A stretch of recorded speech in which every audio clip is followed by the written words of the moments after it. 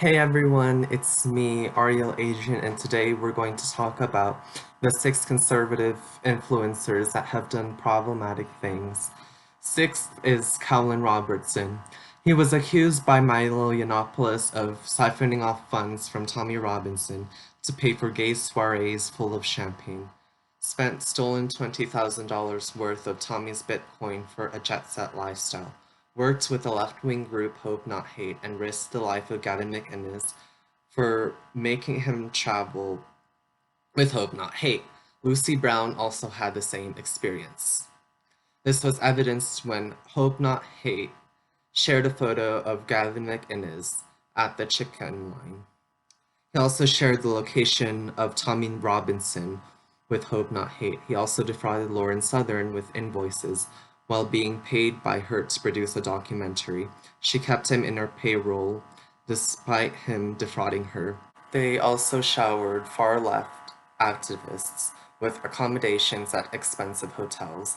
Doctored emails were also spread to defraud right-wing media figures that led to damaging headlines. When hired by Ezra Levant of The Rebel, Caolan just kept asking for money. An example of this is when Levant gave him $2,200 for a more comfortable apartment. Instead, he spent it on a luxury holiday.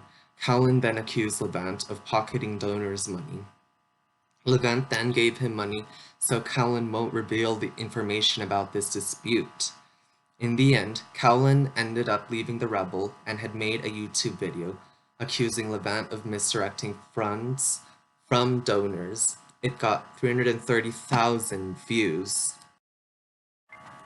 Fifth is Ashley St. Clair. She went on a live stream with Steve Strange from The Scoop and Dylan from Too Savage for Democrats. She then said a lot of bad things about TPUSA, in which they don't do anything legislation-wise. She also said about an event that TPUSA supporters are literally just a bunch of white dudes wearing MAGA hats getting hard-ons because Minnie Johnson came on stage while smoking on camera. She then says, "Turning Point sucks." She then lambasted Republicans who cared about the immigration issue, in which she claims that the Democrats care a lot more about education. She then misspoke and said that there were 12 illegals in Colorado. I'm not sure if she doesn't know or if she misspoke. Maybe she was talking about the illegals in her area. It's easy to know why people would accuse her of being a grifter and just using the organization for money. She was then exposed for being a thought. She had an account on Twitter called @SexLaptop, and she posts a lot of inappropriate things. She posts pictures sticking her tongue out, and she says things like, "I love big black cock, I want a big black N-word named Tyrone to destroy me." Lastly, she was exposed for being an establishment hack in which she was connected to the Starboard Group, in which they've done work for the likes of John Boehner, Kevin McCarthy, and a slew of GOP congressmen. These are the things that prove to everyone that Ashley St. Clair is not a serious person. Fourth is Joy Villa. She has been alleged for using the MAGA movement and the Republican Party for herself and her personal gain. Vinnie James had also made allegations about her. There are tweets in which he says that she was a liberal at 2016 and that she didn't support Trump and that she supported Bernie. She even lied about supporting Trump as well. She was also exposed for being a Scientologist and just using her being conservative to help Scientology or to spread the branding of it. There are others who say that the fact that she loves Jesus and Scientology are contradictory and blasphemous. Leah Remini says that Scientology doesn't allow you to be Christian. Vinnie James also pointed out that Scientology claimed that Jesus was a lover of young boys and men.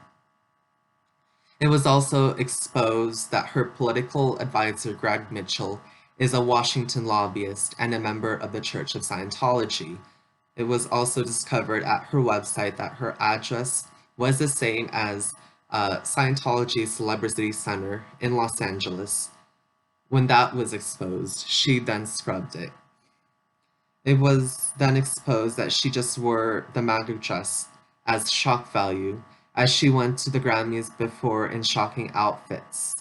Those outfits were raunchy and made her almost naked. She then Me Too'd Corey Lewandowski, in which she alleges that he smacked her butt after a photo. Others claim that she's using hashtag #MeToo for attention. It was also claimed that she slapped another man's butt named George Harris, and he denies that it was consensual. There was a video about that. He then accused her of being an opportunist that plays loose with the truth. Third is Laura Loomer. She is a Jewish Republican who is known for being that and also acting like an SJW.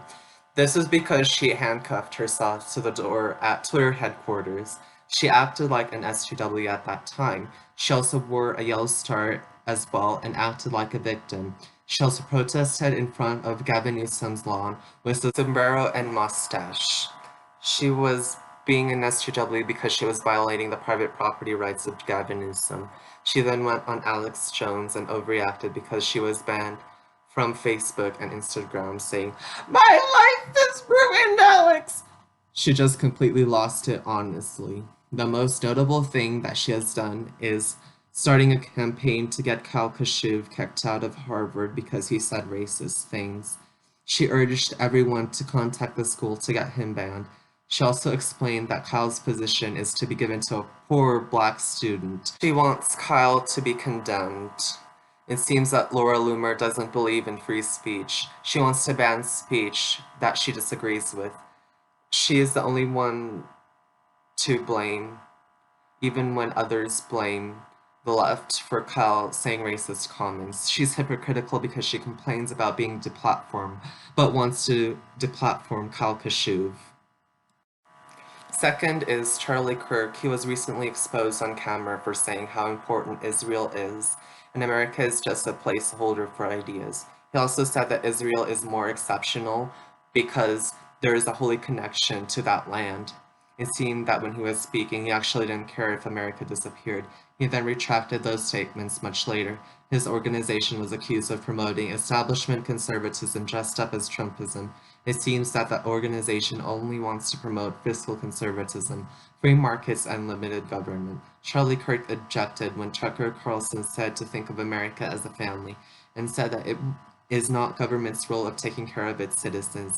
He said that it was only the role of the government to provide defense, which sounds neoconservative. It just never really emphasized taking care of the country's citizens, having a common sense foreign policy, or putting America first. TPUSA just tries to make new a tired old message. First is Candace Owens. She was recently exposed by Tree of Logic of running a doxing site. She deflected when these allegations surfaced, in which she uses them to blame Richard Spencer instead of Tree of Logic. Tree was concerned because her dox was in there and was blocked by Candace. Instead of debating Tree, Candace debated Blair White. Dave Rubin took Candace's side. Candace called Tree of Logic a crackhead without any proof because she thinks that Tree's claims are stupid.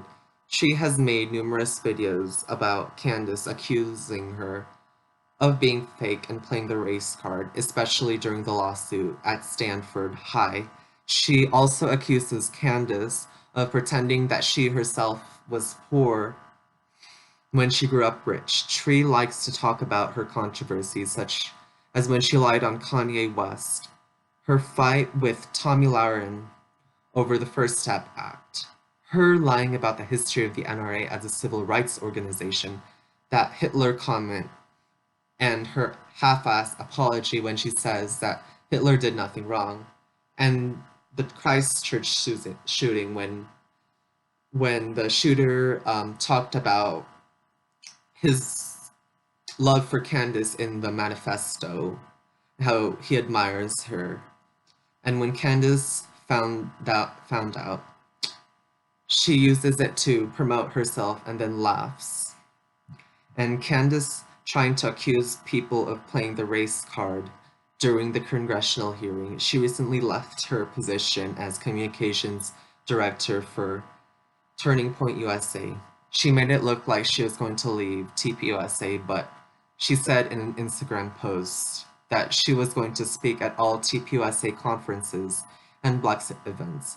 Despite being accused of so many things, she is still loved by the conservative crowd.